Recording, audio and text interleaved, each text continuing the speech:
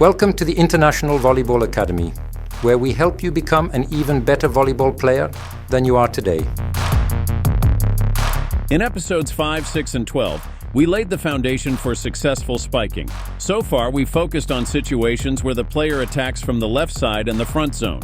While this is the most common scenario, it's far from the only one, so we'll take a closer look at the others as well.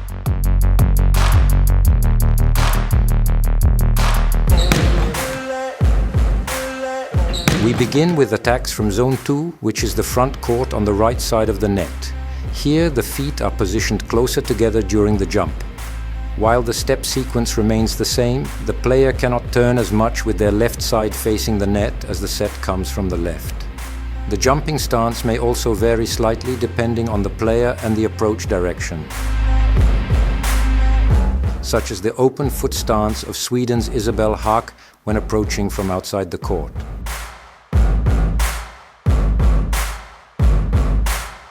We start training with an overball, similar to what we practiced from the left side.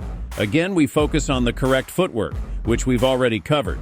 It's also worth repeating that the penultimate step with the right foot ends with the heel, and the final step with the left foot ends with a twisted toe. Minor issues still appear occasionally, but we address them promptly. You'll likely remember these highly coordination-intensive drills from earlier episodes when we worked on spiking technique. We revisit some of these exercises now, but from the opposite side.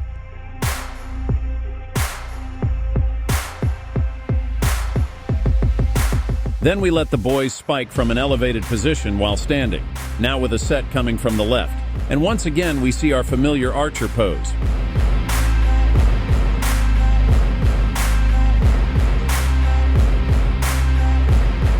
From there, we move to spiking from Zone 2 after a set and against a simulated block. It takes time to achieve quality in this area, but we're on the right track, making sure to proceed step by step without skipping anything important.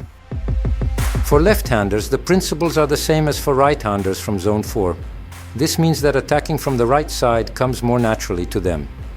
Players also need to adapt to complex situations where the set comes from deep in the court.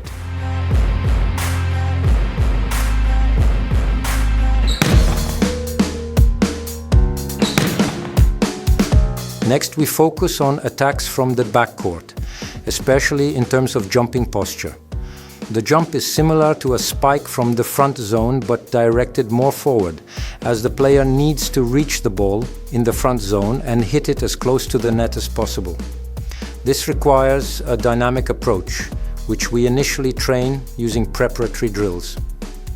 We started with attacks from Zone 1, the back right position, which is naturally suitable for left-handers.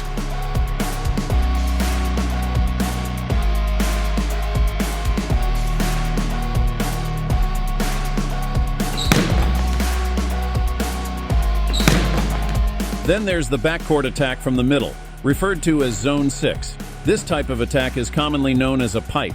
When executed at a high level, it is extremely fast, timed closely with the quick set. In the footage, we see how far into the front court the attacker jumps, often landing near the center line after the attack. The jump is executed so that the body moves forward in an upright position, allowing the player to strike the ball directly overhead rather than in front.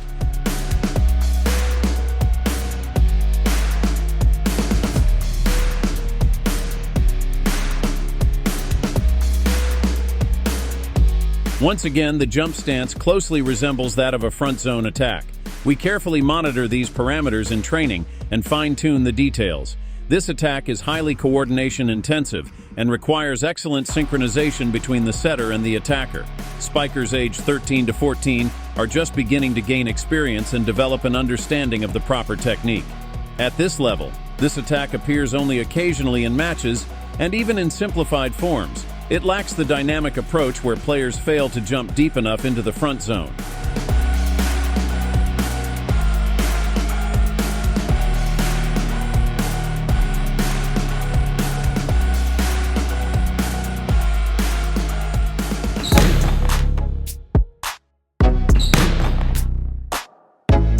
Finally, we discuss the first tempo attack. While this is somewhat advanced, as it heavily depends on the setter, it's an essential part of the attack repertoire. Here, the attacker doesn't adjust their approach to the set.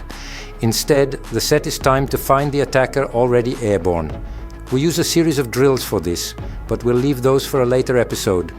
For now, we focus on ensuring the attacker jumps with the ball positioned overhead, not in front, which remains a common issue among younger players. We've explored attacks from various zones, so now let's look at the approach itself. So far, we've emphasized the importance of the final two steps. However, with high sets, a three-step approach may seem more natural. 1, 2, 3.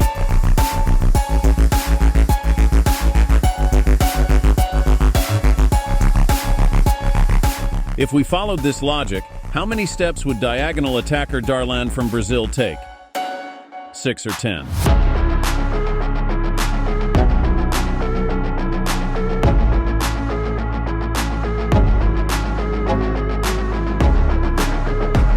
Or what about American DeFalco, who rushes from Zone 2 to Zone 4 after blocking to prepare for a quick set attack? As you can see, the approach ultimately remains a two-step process. The timing of the set dictates the start of the approach. The final two steps are consistent, while everything before that varies based on the preceding action.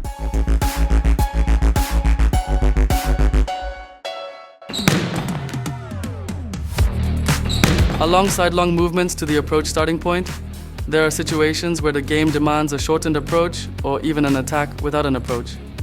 In these cases, the rhythm of the final steps changes, but we almost always see an attempt to include the final two steps, even if they are miniature.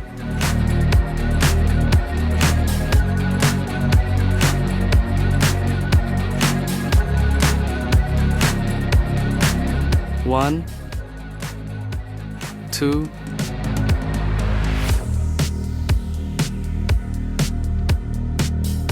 Developing this mini approach can be effectively incorporated into warm-up drills. Even during warm-ups, we aim for players to spike from a jump, even with just this mini approach.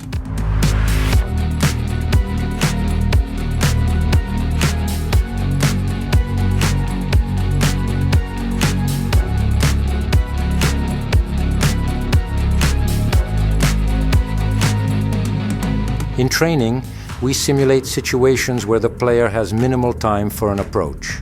Again, even in stationary-looking attacks, players often manage to fit in a two-step approach within a confined space.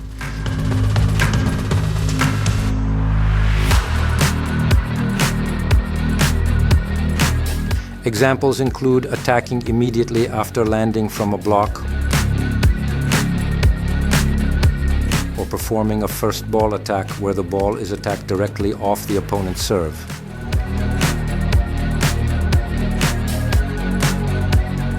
Then there are second ball attacks, as demonstrated here by Czech player Lukáš Vašina, or situations where the player cannot execute a standard two-step approach and instead jumps off one foot, as in the case of Moritz Reichert.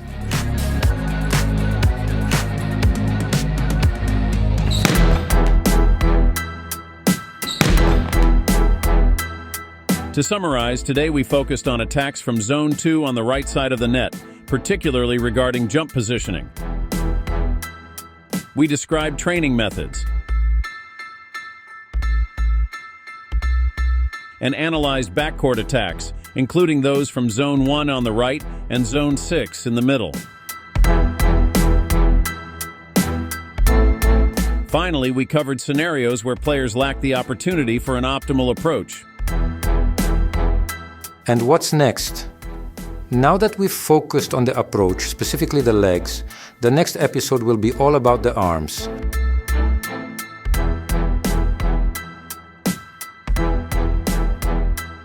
We'll look at spiking direction and how attackers work with the opposing block.